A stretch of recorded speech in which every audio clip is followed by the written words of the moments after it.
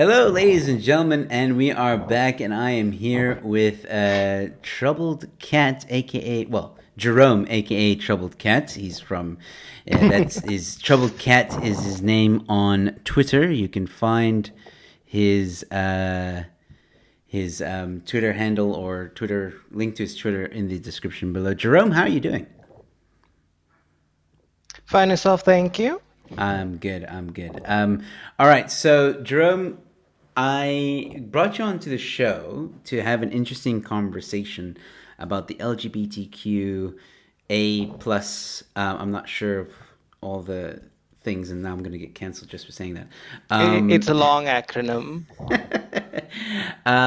Look, I think there's an interesting phenomenon happening in that community, and I thought you're willing to talk about it because I've asked a few people to talk about the topic with me, and you were one of the few that said yeah, sure. And I just want to put it out there before we get started. I don't care who you sleep with. I don't care what you do in your own bed. I don't care the lifestyle you have. There are obviously limitations in my opinion, but we'll get to that in a moment. But for the most part, I really don't care. I really don't. You want to be homosexual, by all means do it. Trans, do it. But there's some other interesting things, interesting phenomena that we're going to talk about in just a moment, which I think need to be talked about.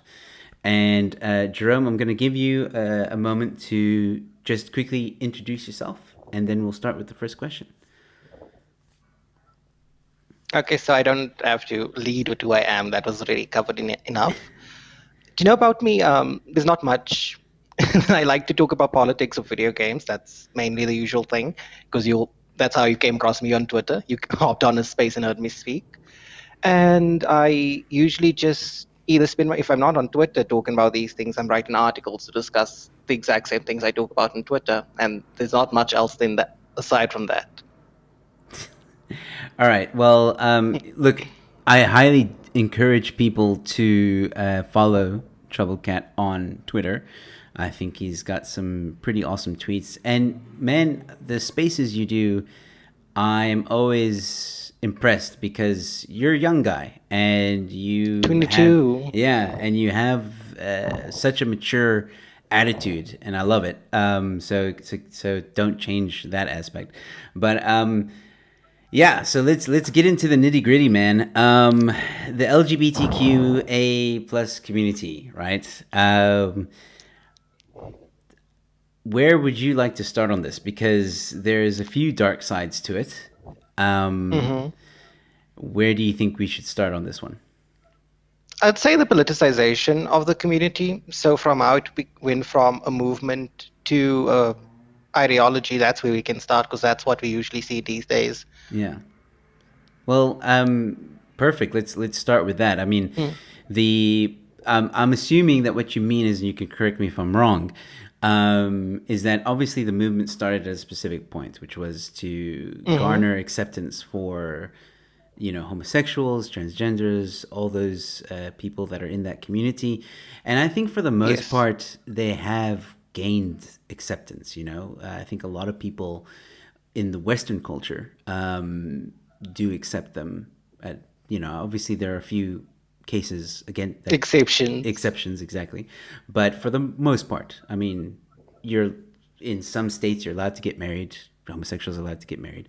Um, hmm but again, there's a dark side to this. There's a part where it's like, are they take or are they asking for too much? And I think from the political aspect, it kind of gets to that point because now the LGBTQ plus community has almost been politicized, and maybe you can help us explain why that is dangerous.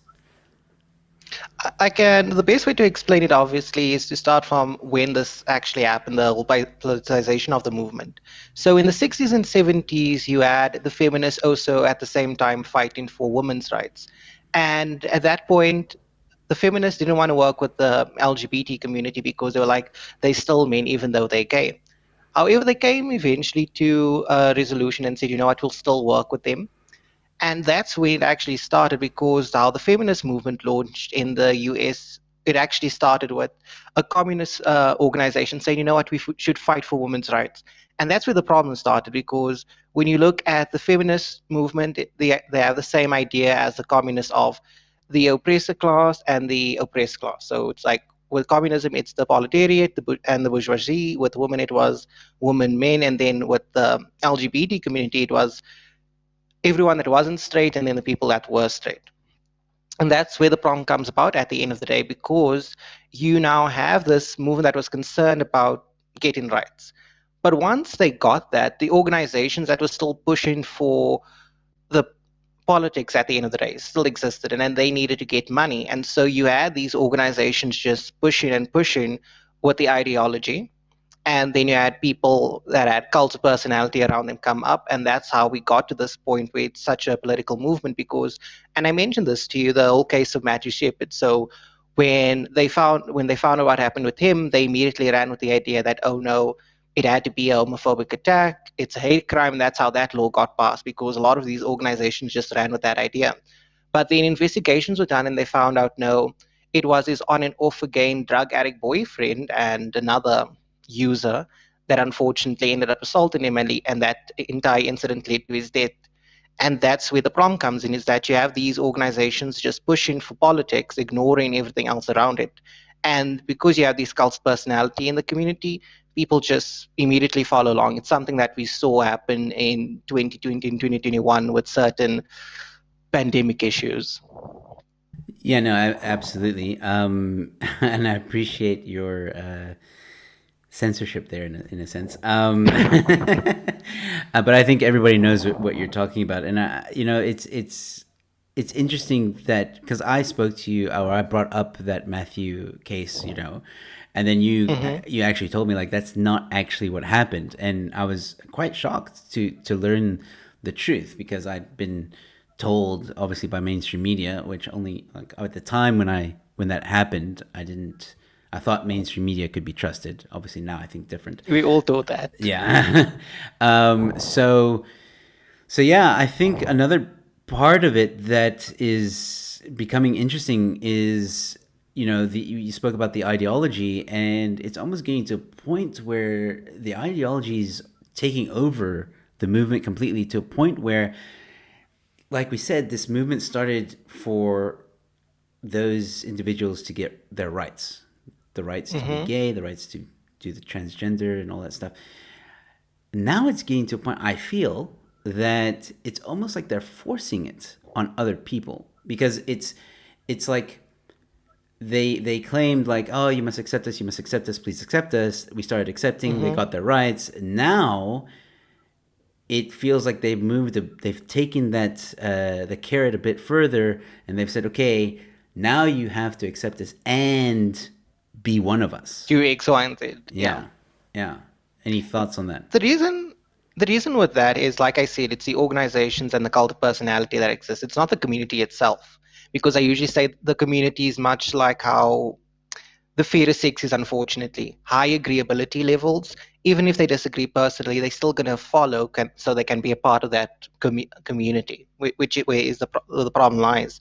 Now, the thing is, with the whole rights movement, we got gay rights, which for me is a problem, because if you create like a specific category of rights for one group of people, you're going to come across a situation where they want more than that. And that's where the problem started immediately.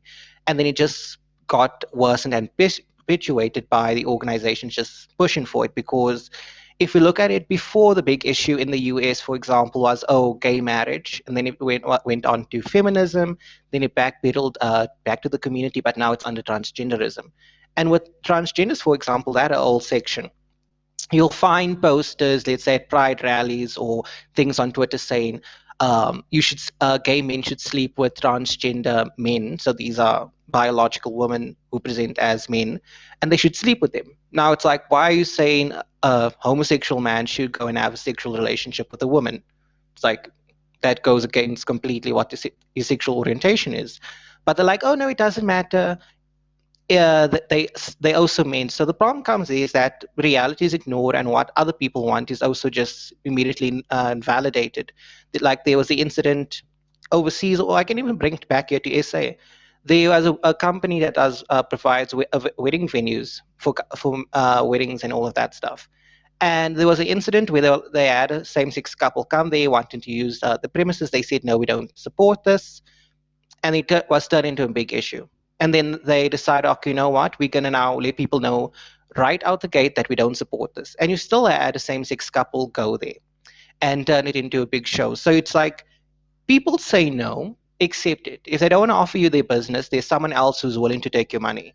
But because we've created this category of rights for a specific group of people, and we've taken it to the extreme, it's like, no, if you don't accept every single thing that we want, you are a bigot, you are a problem, you are practicing the dark art of discrimination. Yeah, and that for me is a problem with the movement or community or however you want to put it. And again, I don't mean to say that everybody in the community is like this. I think specifically ones on Twitter can be very vile and mean Oh, and yes, absolutely. yeah, I mean, like, you are homosexual. You're not shy about Yes. talking about that, and I've seen people on Twitter like attack you, like, and it's like, and like it's the be like you're attacking one of your own.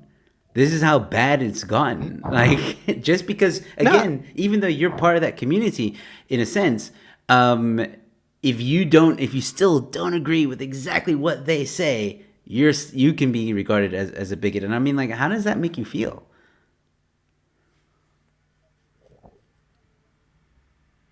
Jerome? I'm yeah. Oh, okay. No, like, how does that make you feel when you get attacked by fellow, members of the LGBTQ community? The thing is, I'm quite fine with it because at the end of the day, I don't expect any different because it's with any other group. It's where they expect you to be a monolith. You can't disagree on any issue. You need to agree 100% of the time. It's the same thing that happened with J.K. Rowling. So she's left on every issue you can imagine. She used to also be left on the whole transgenderism thing until she realized what was happening. And then she changed. And the left were just like, she's a bigot, she's a problem, we need to get rid of her. But on every other issue, she agrees. And that's where the problem comes in. It's like you need to be committed so fully, and you can't have like any differences because it's like, nope, you need to be committed 110%. And so for me, when I get told, it's like, oh, how can you disagree with us, UK? You're part of the community. Or I'll get told I have internalized homophobia. And I'm just like, it's a difference of opinion. I'm fine being gay. I speak about it, so it's like, why is it such an issue? Because there wasn't. I got involved in an argument, I think about 2 weeks ago, regarding Steve Hofmeyer's comments. Now, how he phrased it, yes, there is issues with it because Disney isn't actually promoting bestiality. They're promoting everything else, but not bestiality. So just like, I kind of disagree on that. And if he spoke about, like, let's say, if he said within the community, there's hardly any challenging of what's the push to brand people who are attracted to minors as a sexual orientation. There's hardly any push to that because they do have their own like LGBT flag, and the community hasn't been outraged about it in any way, shape, or form. And I can say yes, if you mentioned that, I would completely agree. And so when I spoke about that, saying, it is not wrong, and if he has negative comments, he should be allowed to say what he wants to. He's not going out and harming anyone in the community. And two gay men got very offended with what I said. They were like, oh, I'm privileged because I haven't experienced being assaulted in public. And I'm just like, no one has a commodity on violence. There's people who have been assaulted in South Africa just for maybe even being in a rock band. Like you will end up a victim of violence for any reason. Like you need to specifically find out from that person, oh, did you attack them because they were gay, or were you just someone who found a convenient victim? And so for me, when the difference of opinion causes so much issue, it leads to a lot of misunderstandings because now you just disagree on one issue, but in everything else it's a problem. And it just leads to a myriad of problems because when you want to even have a conversation with these kind of people, it just goes off the deep end immediately if you don't say some things in the way that they want it to be phrased.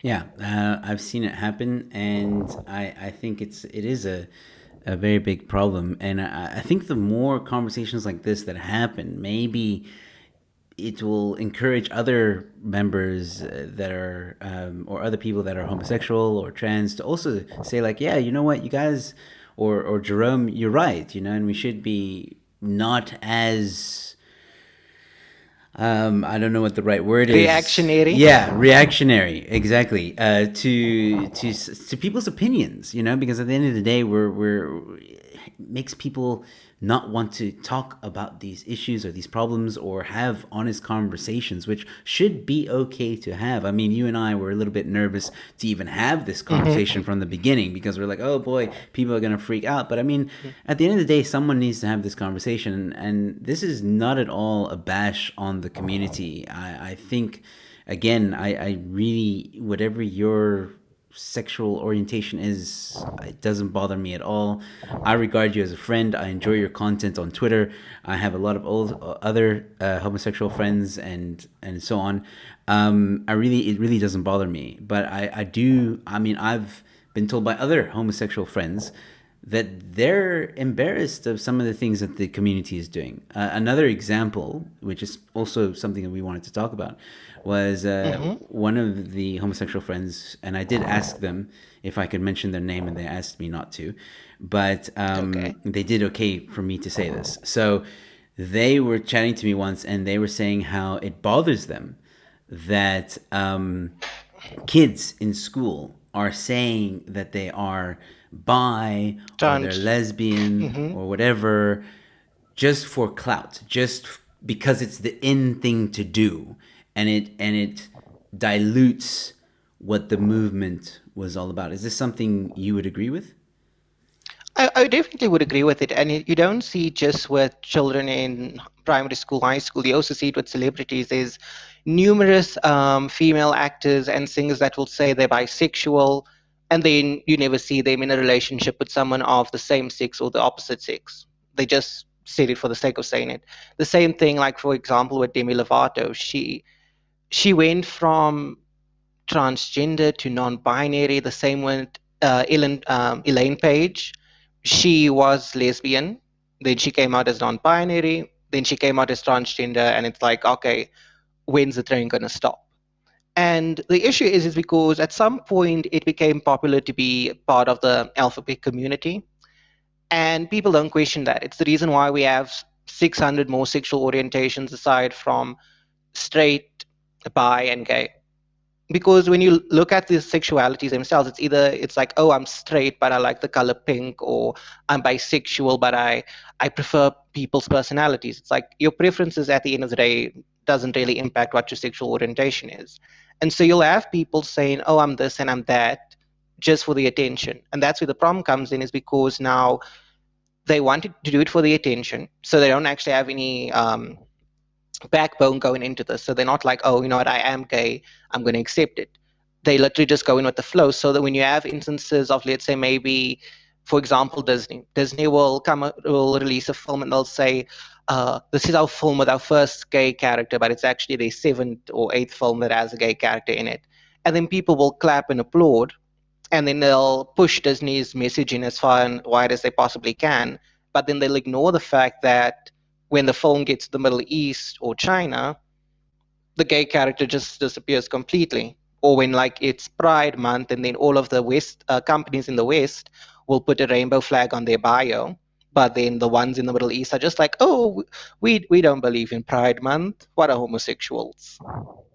Yep, this is also something that is a very touchy subject for a lot of people, because that's also something I brought up. Like, you know, it's the West, the LGBTQ community in the West keep on saying, oh, we're being oppressed, oh, we're not accepted, blah blah, and I'm like, but have you looked at other places in the world where I've seen it, I've experienced it, where people are so scared, so scared to admit their sexuality, because they know that if they did, they would be sent away, they'd be subjected to medical procedures, they would be shunned by the family. Like, it's hectic in some areas of the world.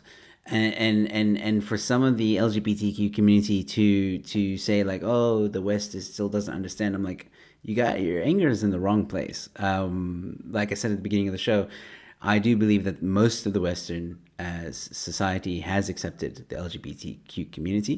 Yes, like we said, there are exceptions, of course, there always will be. But yeah, there's other areas in the world, I think that, again, like, I don't know. I'm not saying that we must go to these countries and tell them like, hey, you must follow us, because then we're just becoming what they are. Imperialist at that Yeah, point. yeah, exactly. I don't know what the solution is, but I'm just agreeing with what Yeah. you're saying. The solution would obviously be for people to fight for their rights. It's like, if you're not going to fight for your rights, no one else is going to. So if you're going to accept authoritarianism in any way, shape, or form, it's like, if you accepted it, you deserve it. It's an unfortunate consequence of doing nothing. Yeah, And on that whole point of basically that you'll have LGBT people saying that, oh, they're oppressed in the West. It's not oppression, because Thomas Sowell says, it's like, he has the same, but I can't like quote it directly, but he basically says something akin to, those who are privileged will find equality to be oppression. And that's what it is at the end of the day. It's that you have a lot of these people at the end of the day having enjoyed this privilege for so long. For example, there's an actor called Ezra Miller. He identifies as some sort of alphabet person, but he's been involved in numerous instances of assaulting people, choke slamming them, breaking into the rooms and saying, I will effing kill you. And he hasn't been punished. He hasn't been fired from any of the movies he's working on. But if you were Johnny Depp and falsely accused of being a domestic abuser, oh, Disney and Warner Bros. And everyone will just cut all ties with you. yeah, And so that's where the problem comes in, is that if you're part of these protected groups, now I look at protected groups as the alphabet community, women, and non-whites. Like, if you're part of those three communities, you can do whatever you want to, so long as you speak the speak that people want you to. So if you say all men are trash, gay is forever, white people are bad, if you basically stick to that, you can do whatever you want to, because people will be like, oh no, it's fine. Don't care what they say. They're not serious. Oh, this problem, we'll ignore it because they speak the speak for us, so we're fine with them. And that's ultimately the problem, because it leads to instances where you have very terrible ideas being pushed and very wrong things being done, and people just ignore it because it's like, oh, it's coming from this community, we can't say anything about it, so let's leave it. Because like I mentioned in our previous conversations, a phenomenon known as like drag princesses, where you have young boys ages 8 and upwards participating in drag. Now this is a very sexualized thing within the community, and you have parents taking their children to these environments, which really isn't suitable for children. Like, as I mentioned, there was this one incident where you had one of the drag princesses, what was his name again? Desmond is amazing. And his mother took him to this infamous gay club, because now when you enter there, you have to leave your phone at the door. And so her son was on stage and done a striptease, and grown men threw money at him. And someone managed to record this incident, thankfully. And when people were saying this is wrong, you shouldn't have done that, why was he even there in the first place? A lot of gay allies and people in the community were like, "Oh no, it's fine.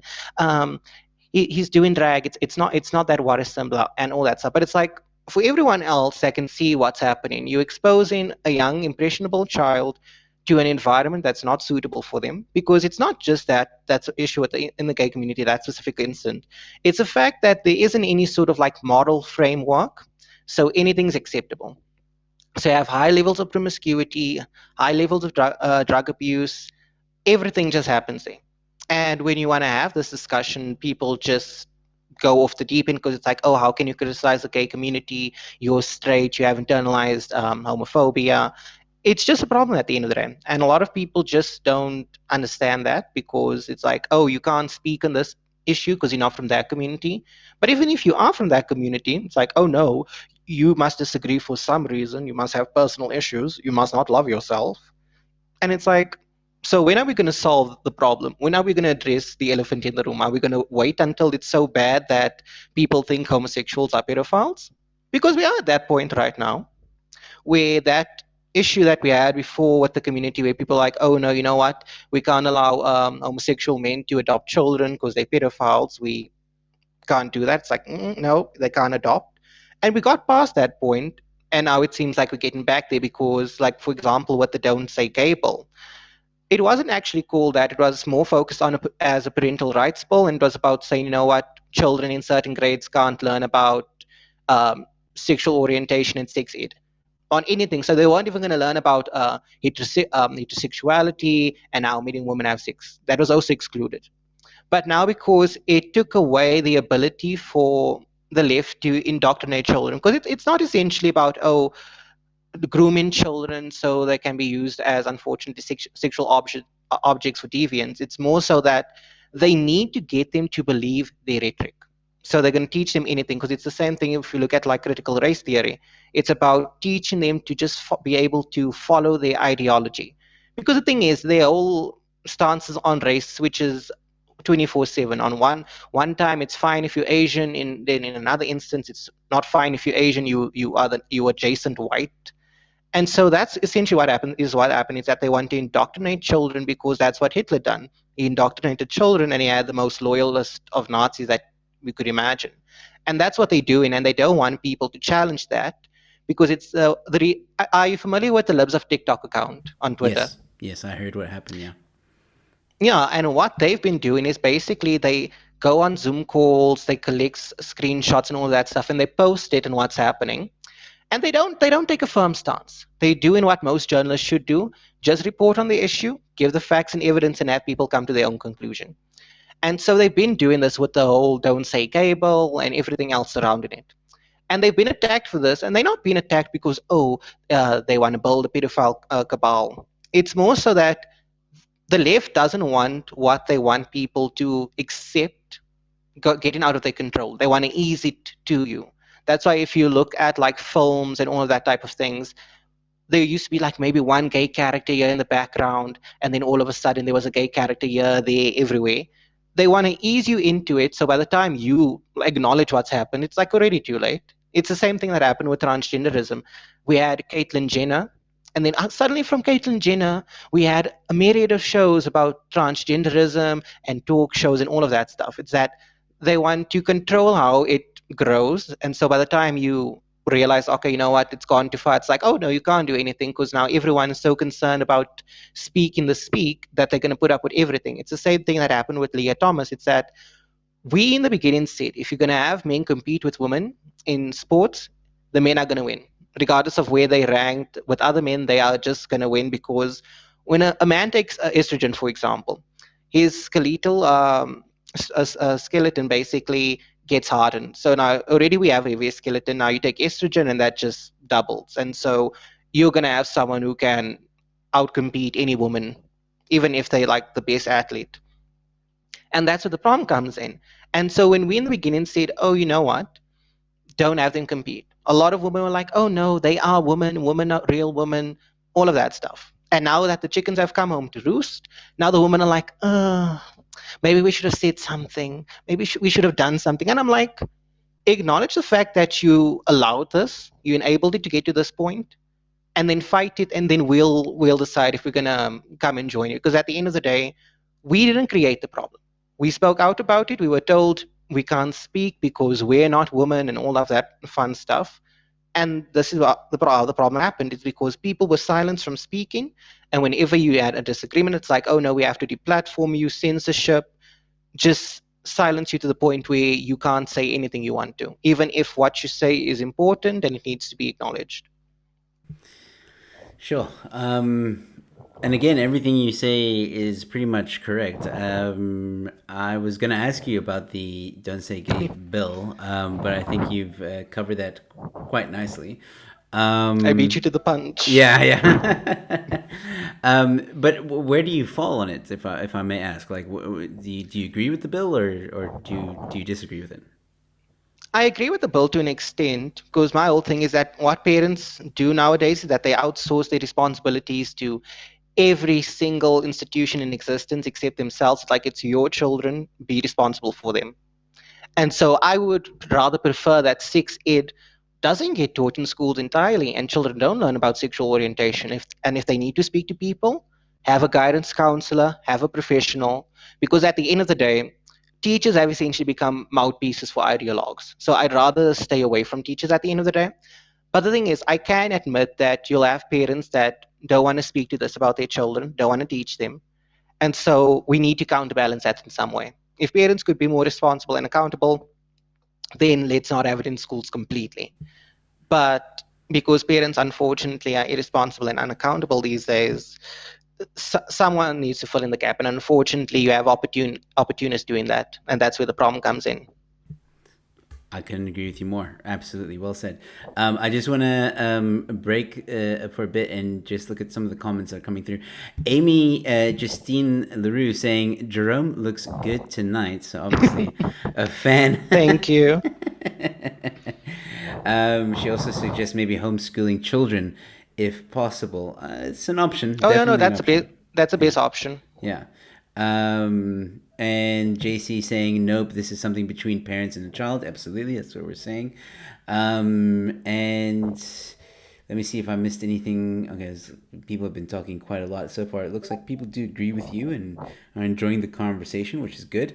I do expect maybe a few clips will be going around tomorrow on Twitter. Oh no, definitely. I will try and find those clips because I want to see what's said. maybe not. Maybe we're giving ourselves too much credit. But there was a question. I did have another question for you. And I'm just trying to remember it. It was about children because I wanted to dive a little bit more into this because there seems to be this quite a battle between even within the community. Well, let's first start there. It feels to me, just from someone looking on the outside, that there is a bit of a divide within the community. There are some people that are disagreeing with a lot that's what's going on. Do you think there's like a silent majority in the LGBTQ community?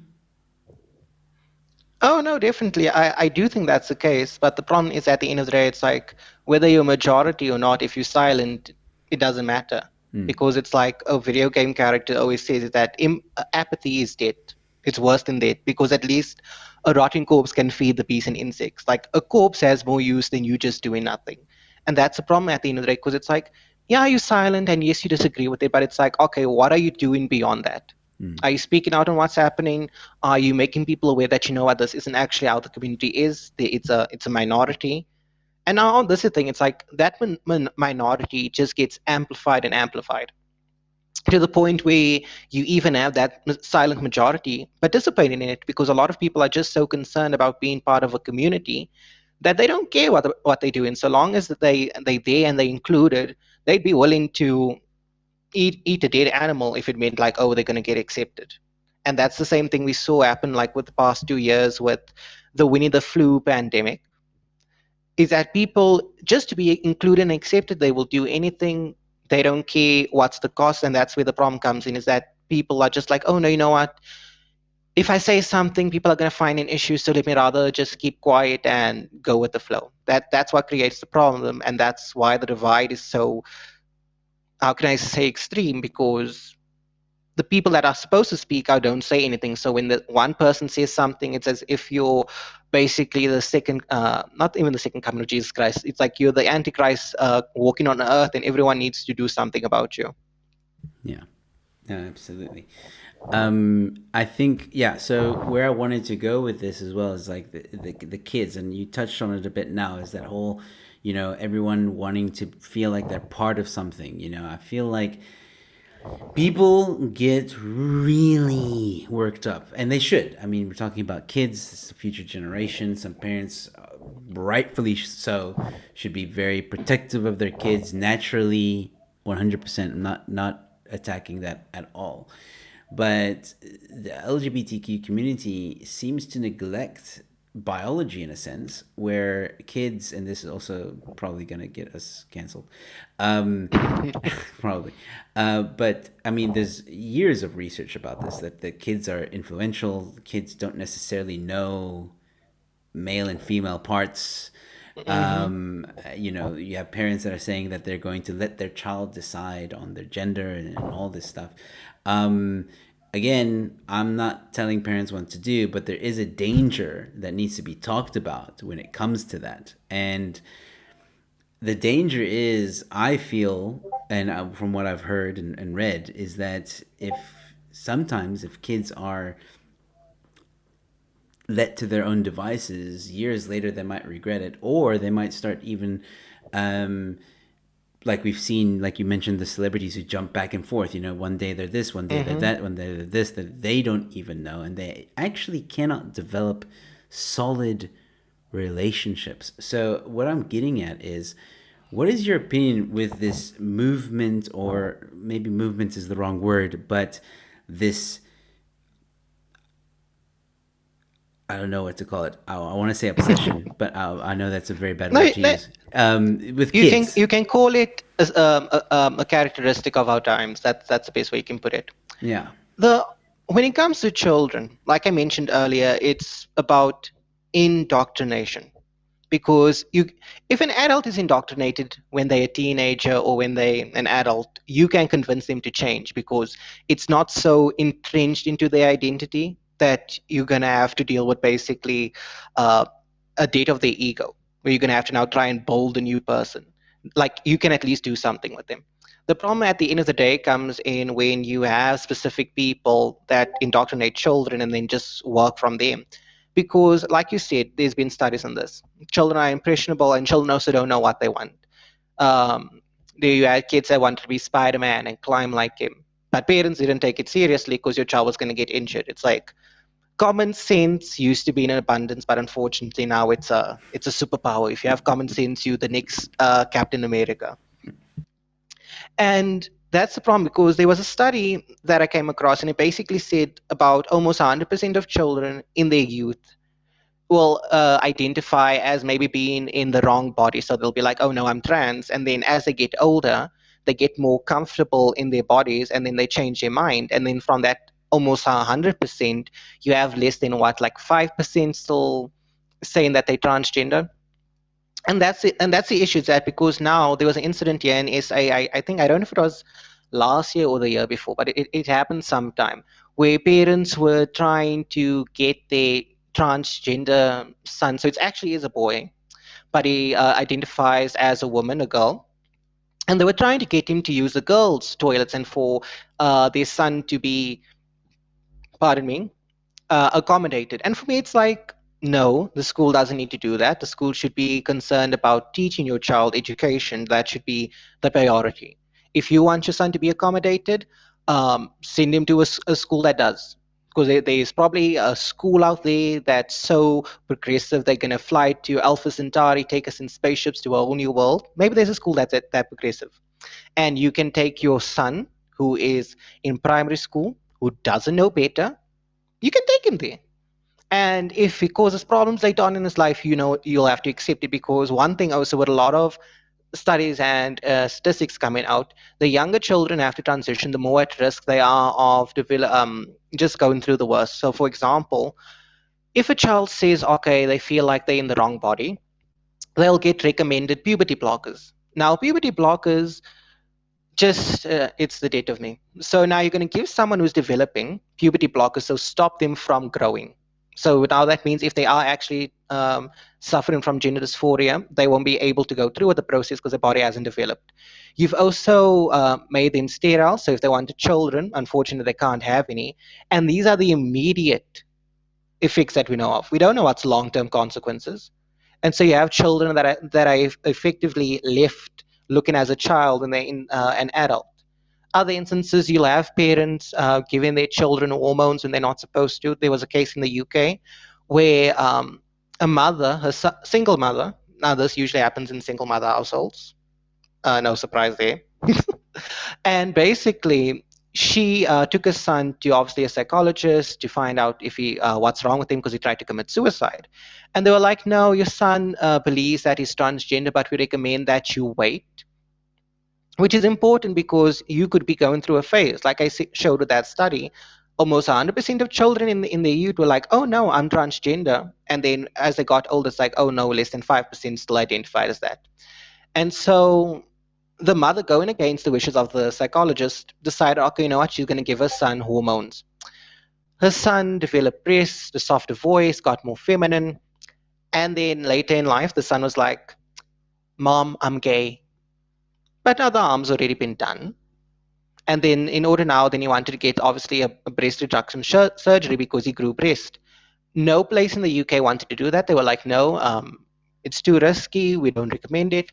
That they even had to go to a foreign country. I don't know if it was North or South Korea they had to go to because they were the only place at the time that actually performed breast reduction surgeries. But it's like the moment you do this, you are harming children so badly because now you're either going to stunt their development and ruin their bodies in that way with puberty blockers, and then you're going to either now you're going to ruin their bodies to such an extreme point they're going to need major surgeries, and this could also lead to them just committing suicide at the end of the day, because when you look at suicide statistics for genders, it's still high. It's actually increased over the years, and this is now what all of the transgender promotion and like accept everyone. If you say you're a man and you have a vagina, it's fine. You're a man. If you're a woman with a dick, that's also okay. And it's like, despite all of this, the community still has the suicide problem. And people will say, oh no, it's because they get so discriminated against. It's like, okay, where do they get discriminated against? There's an actual website in the US right now that documents every faked hate crime. And there's a bunch of them where it also where you have transgenders who say, "Oh no, I was attacked. The people are harassing me." And then when you investigate it, it's not the case. So for me, it's like, where is the issue happening? And like we said, there's some parts in the world, yes, where they are actively discriminated against, and that's unfortunate.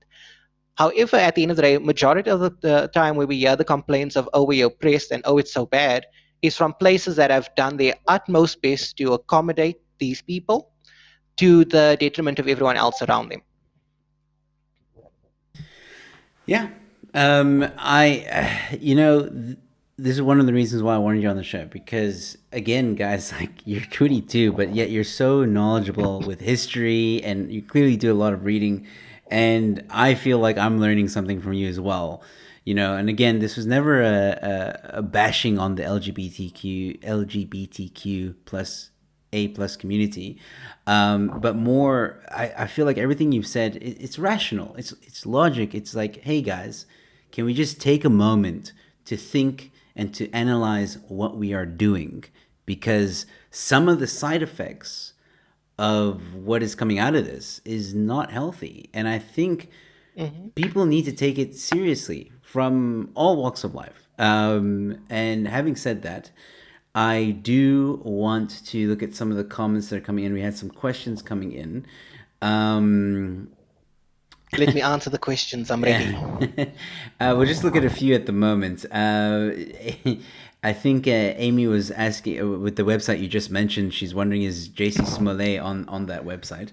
I think. Oh no, it's Juicy Smollett, the French actor.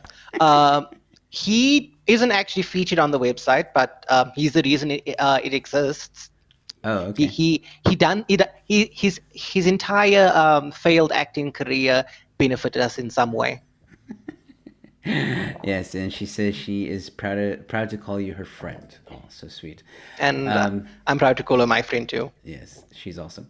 So Matthew wanted me to ask you, please ask Jerome what his opinion is on the transgenderism in Western Cape schools, the trans bathrooms. I think he did touch on it a little bit. Okay, so with the Western Cape, because obviously I haven't kept on track with that. So do they have their own separate bathrooms, or are they allowed to go into the girls' bathrooms as well? No, Matthew, can you clarify that for us? I didn't know about it until I saw that comment. And then Amy was asking, Jerome, have you read the book Irreversible Damage: The Transgender Craze Seducing Our Daughters by Abigail Shrier? I haven't read it, but I have heard about it because obviously I watch a lot of YouTubers, and some of them will mention specific books and cite texts from them, and I have heard of it from there. Okay, cool. Do you plan on reading it? If I can get a hold on it, then yes. The whole thing is I prefer to read books in the physical form, so Yeah, if me I can too. get it physically, then I'll absolutely read it. But if I can't find it, then yeah, it's something I will never read because I hate reading on my phone. I also prefer the hard copy. Nothing like holding a real book. Um, all right, And so the thing is, with a real book is that you don't have to worry about our technocratic overlords getting rid of the book, and we'll never be able to find it online. Like physical copies matter. that's very, very true. Hopefully, when Elon takes over Twitter, that will change. But we'll see. All right, so moving on, I think there's another dark side to the LGBTQA plus community that you specifically wanted to touch on or talk about, and you did touch on it earlier, which is the drug problem and almost, if I can say, archaic sexual behavior. Promiscuity. Yeah. So I'm going to let you lead with this one. I mean, what is it that you feel is the dark side of what makes that the dark side of the LGBTQ plus community?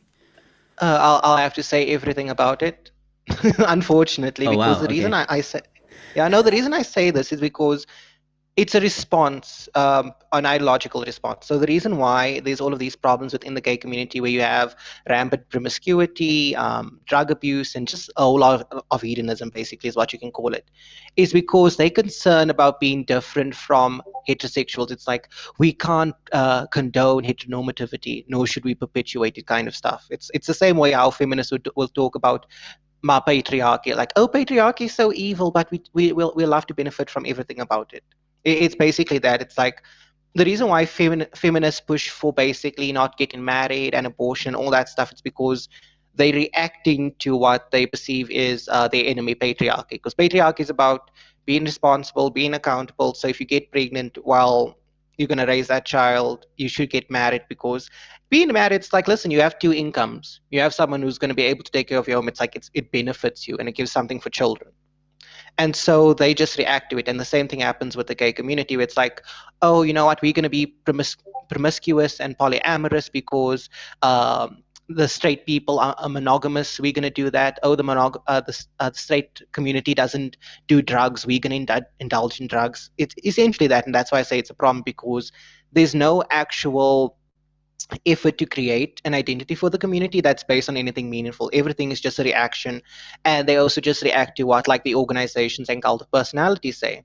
Because before it was like, oh no, let's get married, marriage is important in the gay community. Then afterwards it's like, oh, doesn't matter, you can sleep with whoever you want to, even if you are a couple, keep it open.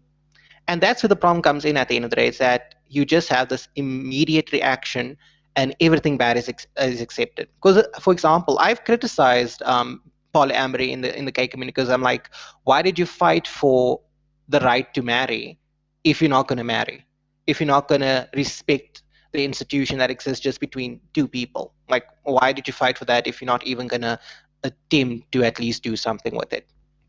And then obviously people attack me, be like, listen, let people live, and. I'm like, okay, yeah, it's fine to let people live, but if it causes an actual problem for me down the line, I have to say something. Because, for example, if I want to date someone, I have to immediately ask, are we going to be exclusive, or are we going to open our relationship to the old world and just be a communal place?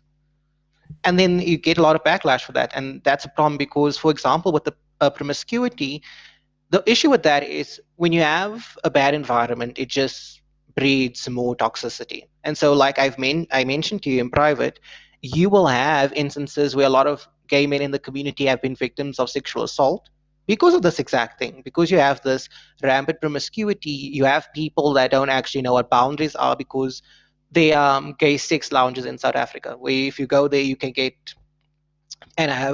your fund full from over, like, maybe 20 guys, 50, like whatever your limit is. And that's where the problem comes in, because now when you have this kind of environment where boundaries don't exist, where you don't have that self-respect, it's going to lead to this kind of thing. There's even instances where you will have 15, 16-year-olds going on Grindr, what was deemed a dating app, but isn't actually that. It's more meant for sex. You will have people as young as 15 and 16 getting on there, going now to give themselves up to older men, and the older men are fine with it. They're like, hey, listen, you came knocking on my door. Now, obviously, with me, it's a very different story. I'm like, no, that's unacceptable. But the thing is, it's like, I can understand. It's like you going into the lion's den with blood on you, and you expecting nothing bad to happen. It's like, if you invite danger, you basically prepare to deal with it. And Now, if the community wasn't so promiscuous and so hedonistic, then any instance like this, where you have 15 and 16-year-olds wanting to engage in sex, you wouldn't have it happening if the community had an actual moral framework. It wouldn't be the case. But because they don't have a moral framework and they're very reactionary, this thing will happen, unfortunately. And when someone gets hurt, it's like, listen, you went into a bad place. What did you expect? And when you have these discussions, obviously it's like, oh no, but if you can't say one instant and stuff. But it's like no one in the community has like an active stance on it. Like I've always said, it's like the bad things happen, but no one has anything to say about it. And that's where the problem comes in. It's that no one talks about it, no one can judges it, and it just gets to continue to the point where it just gets worse and worse. Isn't that like a kind of a scary situation to be in? Because it's almost like indirectly the community has created what they were fighting against in a sense, because now still some members of that community are being abused in horrible ways, and now they're turning a blind eye to it when they should be speaking out against it and being like, hey, this is also not cool. It's kind of odd that that's happening. Oh no, the thing is, I always say the longer you allow a movement to last beyond its heyday, it's going to spiral into something else. It's exactly what. Okay, I won't use the ANC as an example because the ANC were always communist. Yeah. But for example, I'll say the civil rights movement in the United States. It was concerned about having rights for blacks and just non-whites in general in the US. It was well intentioned, but obviously the party always played with good intentions, unfortunately. Because when you don't have a limit on what the good is, you're going to go bad places. Because, for example, if you look at Black Lives Matter, you have the founders of the organization doing what the ANC does, taking money to buy mansions and luxurious cars. And when you want to find out what they done with the money they got donated, they're like, that's wrong. That's racist.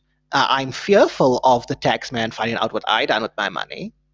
And that's essentially what happens, because I can look at the Leah Thomas situation, for example, where you have a biological man saying he's a woman. Like he still has his genitals intact. Like he didn't go snip, snip and they made a vagina for him. He still has his, I'll say his twig and cherries. That's the most PC way I can put it. And he still has it because there was actual articles written on this on how like female competitors are uncomfortable with him in the changing room. And so that kind of thing, it's like that happened, and then you had conservatives come out and say, oh, Leah Thomas is a raising woman, and then somehow it got to Dave Rubin and his husband having children through surrogacy, and it's like this is the exact same thing. And I was just like, what? Like how is someone deliberately going into women's spaces and denying women like the ability to compete amongst themselves and win and get somewhere in life? The same as a woman making the choice, you know what, to carry a child for someone else, where she might not even participate. But in majority of cases of surrogacy, the mother is still present, the mother is still there in the child's life. So I was like, okay, who's getting a raise where? But it's like I say, when it comes to the alphabet community, we neither accepted by the left nor the right.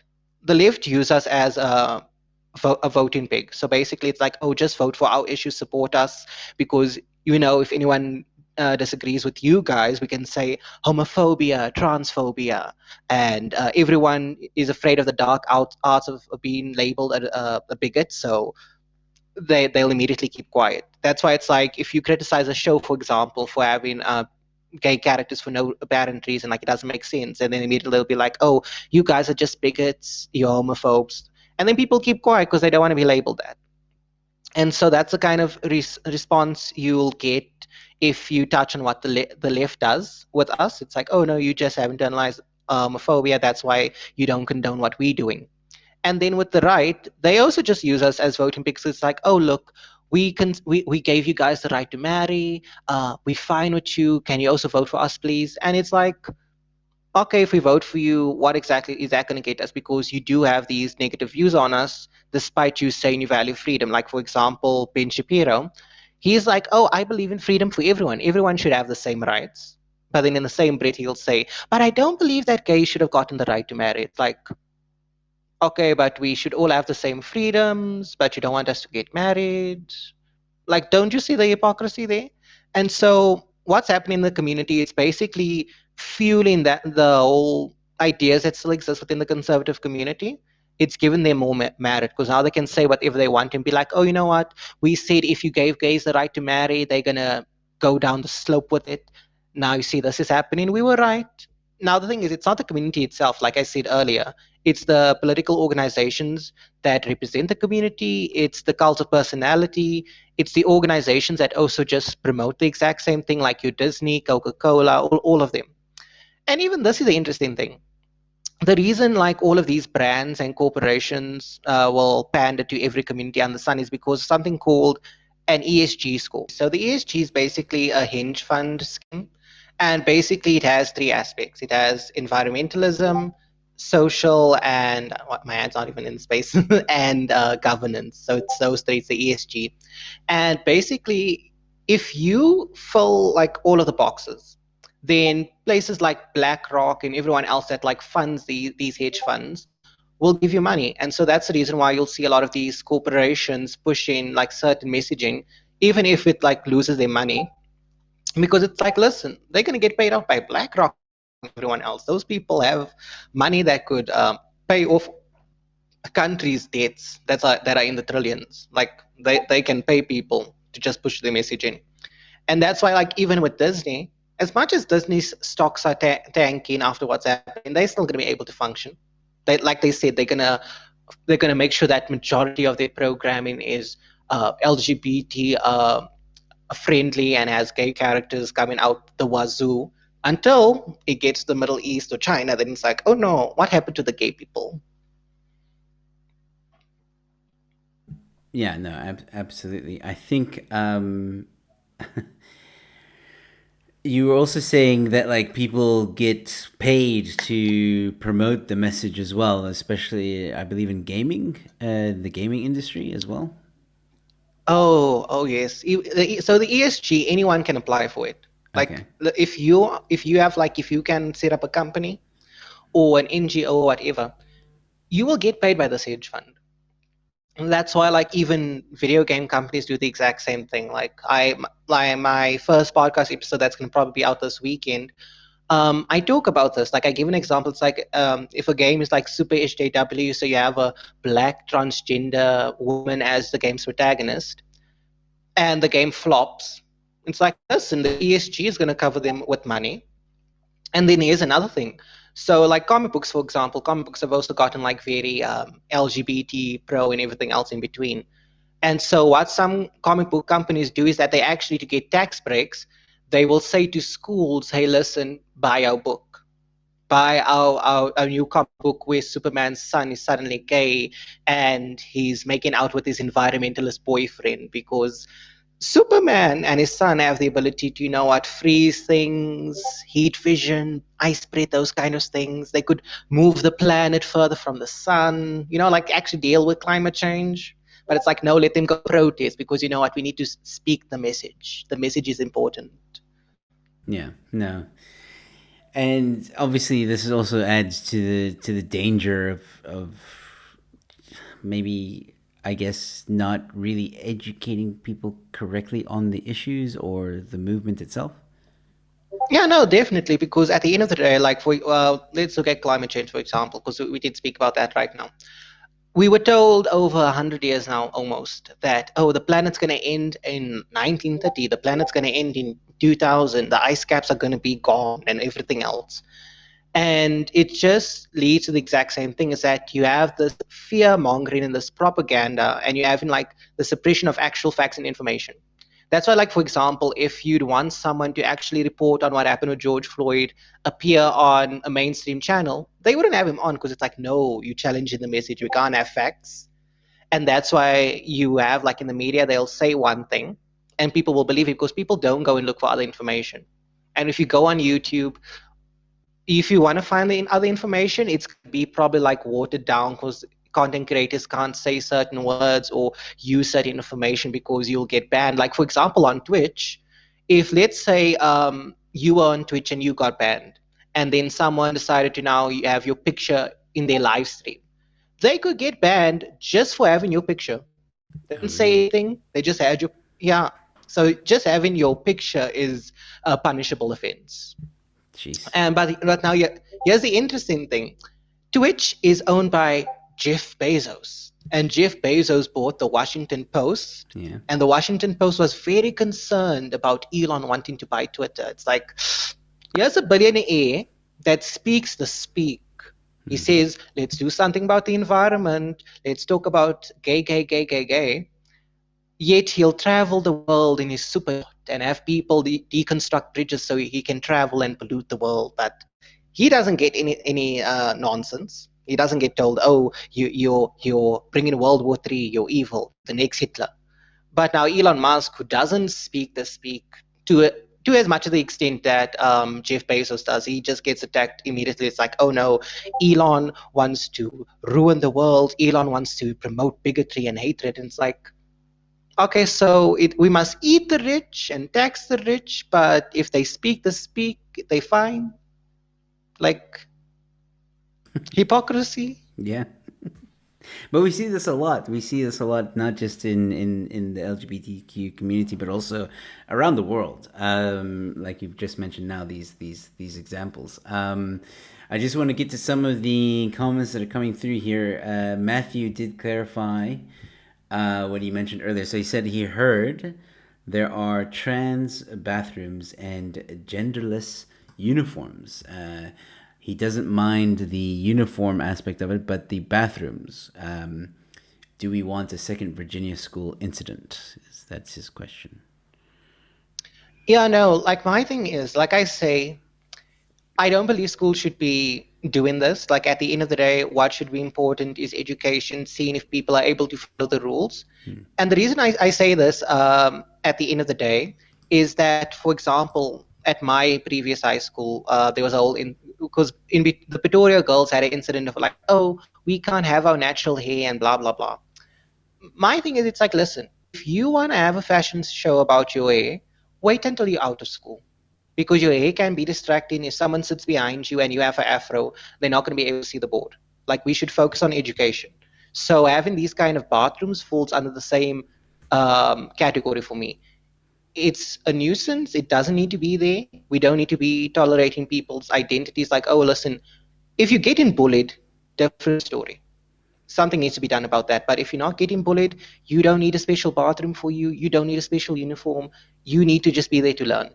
If you're getting indoctrinated, yeah, go home and do homeschooling. But if you're not getting indoctrinated, just get through the whole education process. Like, it's a 12 long years. You don't want to now make it more difficult for people, because now they're worried that a boy is going to be in the engine room or a girl is going to be with them. It's like, just make it as pleasant as possible for people so they can get it done with.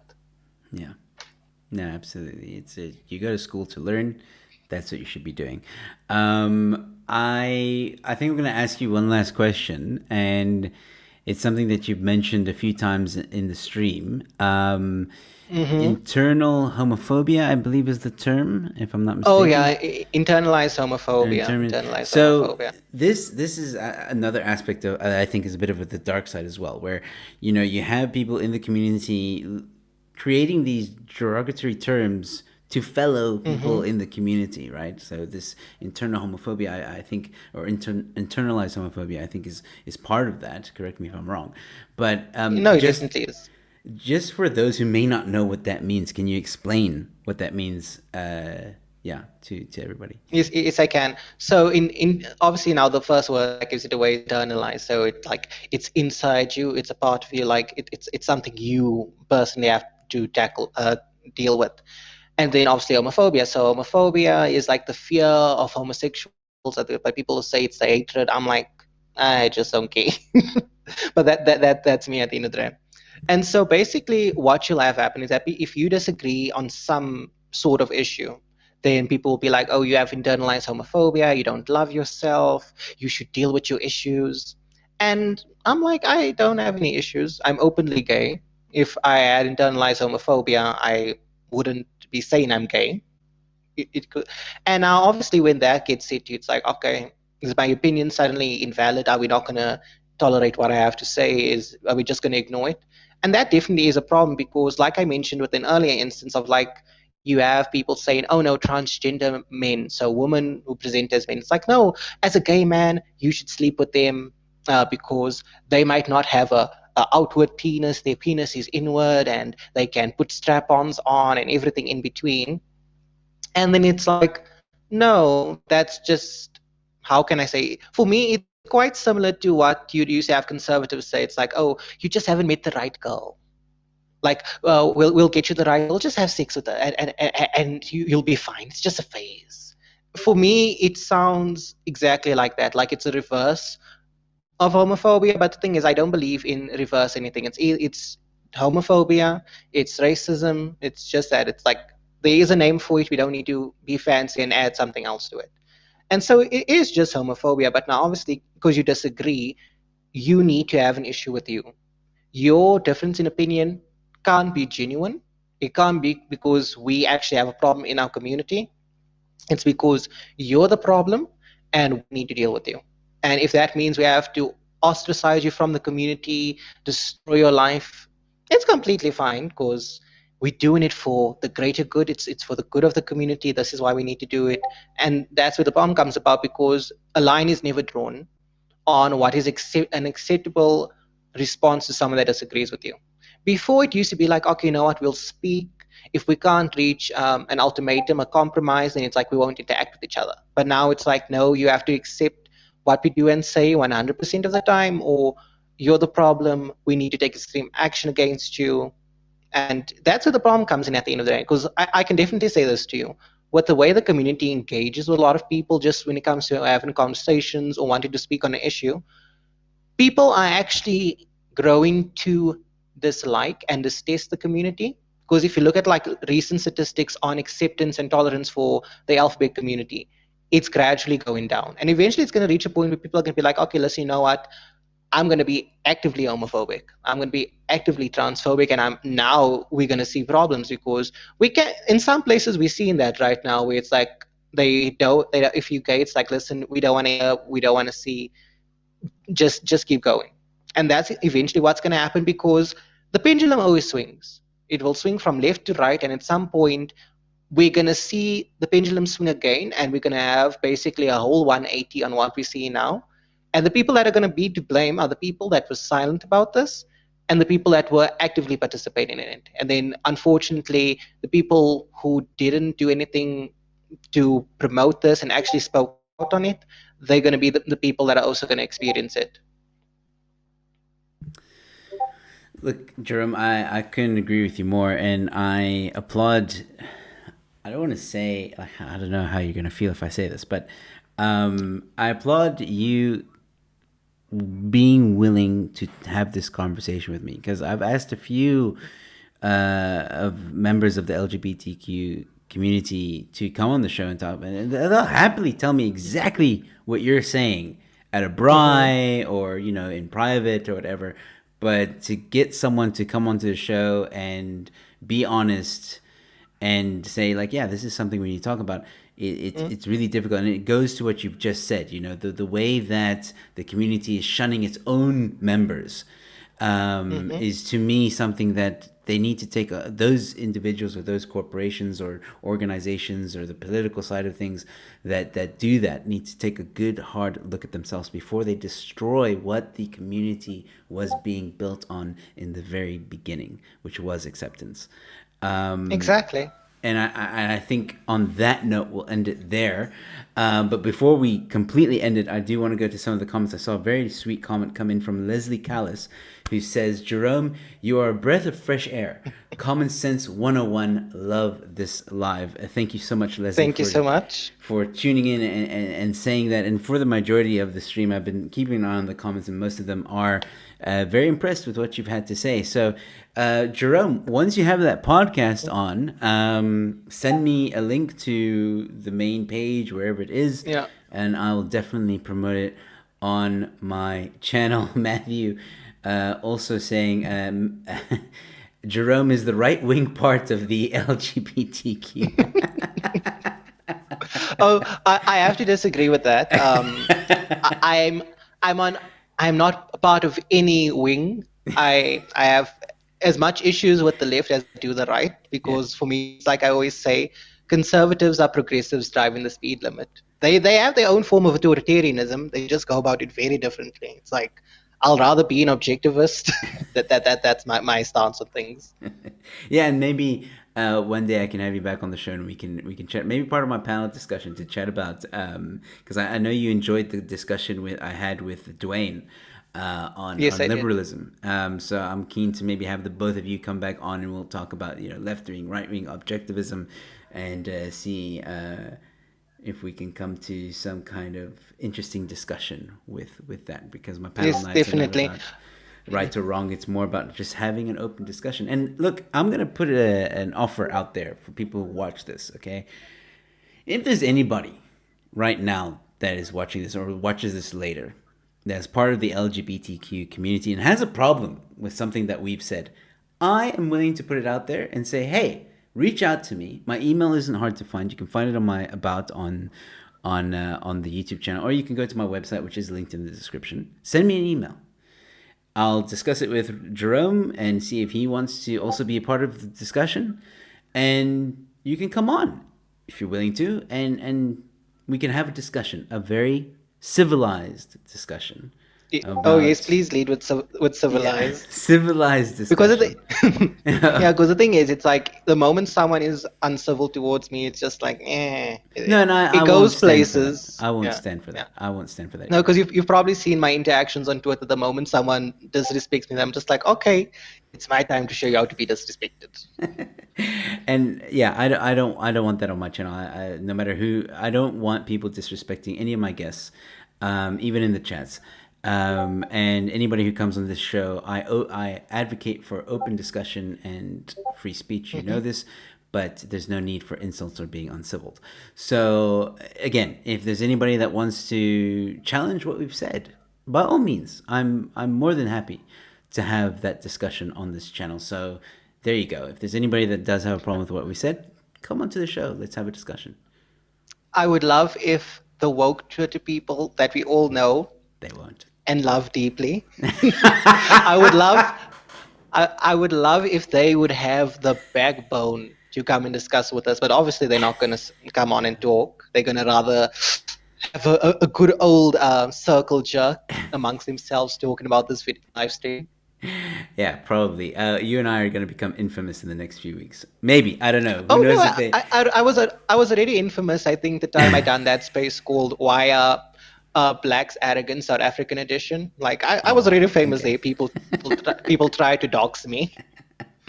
Well, we'll see what happens. I don't know. Maybe we give ourselves too much credit. Maybe nothing's gonna happen. Yeah. Maybe, but so far people have enjoyed the conversation. They said they loved the discussion. So I hope we've given people to think about something. And for those of you who do have friends that are in that community, let them listen to this show. Let them hear what we've said. Hopefully that encourages more people to speak out and also talk. We've Yeah, forgotten the art like of talking. be proactive. Yeah. That's the important thing at the end of the day. If there's an issue, address it. Even if you're gonna get called every name under the sun, it really doesn't matter, because those words have been used so much that they've lost their meaning, and that's like one of the major reasons I also have a problem with everyone throwing the word groomer around. It's like I don't want us to now dilute the meaning of that word at the end of the day, because it does carry a weight to it, the same way racism and homophobia used to. Let's not dilute words to the point where it's like, okay, you know what, anyone can be called this, and it really doesn't matter if it's accurate or not. Yeah. No, absolutely. I agree. That's just like racism as well. It's been diluted. Or racist, sorry. Yeah. So, Jerome, I want to thank you once again for coming onto the show and giving me an hour, just over an hour of your time. Yeah, over now. Yeah. Pleasure. It's been great chatting to you, and I'd love to have you back on the show and keep up the good work that you're doing on Twitter. Once again, ladies and gentlemen, his Twitter is available in the description, so please give him a follow.